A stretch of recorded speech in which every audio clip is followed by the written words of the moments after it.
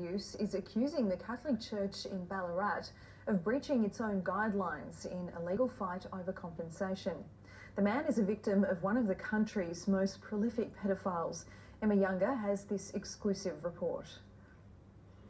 Ballarat Bishop Paul Bird said this outside the Royal Commission 2 years ago. My personal and heartfelt apology to those who've shared their stories. But this abuse survivor says it was a hollow statement. I'm dead tired dealing with an organisation that just seems to have no moral compass. This man, who we'll call John, was sexually abused by priest Gerald Ridsdale as a 7-year-old. In 2014, the pedophile was convicted for the crimes. I was silent for over 30 years about it, but I don't want to be that person anymore. John is suing former Ballarat bishops James O'Collins and Ronald Mulcairns. He claims they had a duty to protect him from the priest, but instead moved Ridsdale from parish to parish. But both bishops can't be sued because they're now dead. Bishop Bird has named himself as a defendant on behalf of the Ballarat diocese, in line with church guidelines for dealing with civil litigation. Guidelines introduced by the church's Truth, Justice and Healing Council 18 months ago.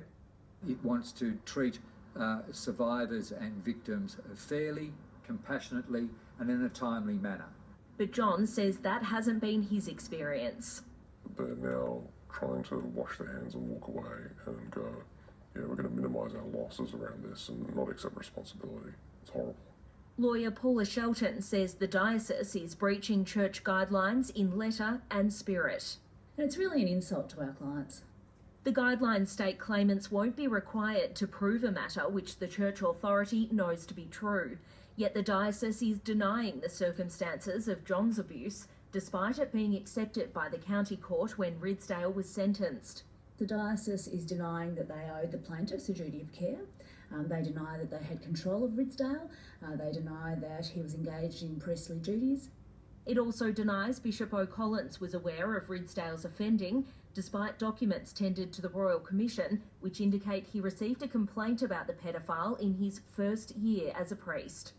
The church accepts Bishop Mulcairns received a complaint about Ridsdale 5 years before John was abused, but it denies he should have known Ridsdale had a propensity to abuse children. Bishop Bird declined an interview but told the ABC the diocese is following church guidelines. He said they do not require a claimant to prove a matter which they know to be true. However, we've been unable to ask the bishop how he can make that claim while denying facts accepted in a court of law. What is very irritating and irking to our clients is we have these bishops who show up and cry crocodile tears at the Royal Commission and say they're going to treat these plaintiffs compassionately, and this is what we get. It feels like a continuation of the abuse.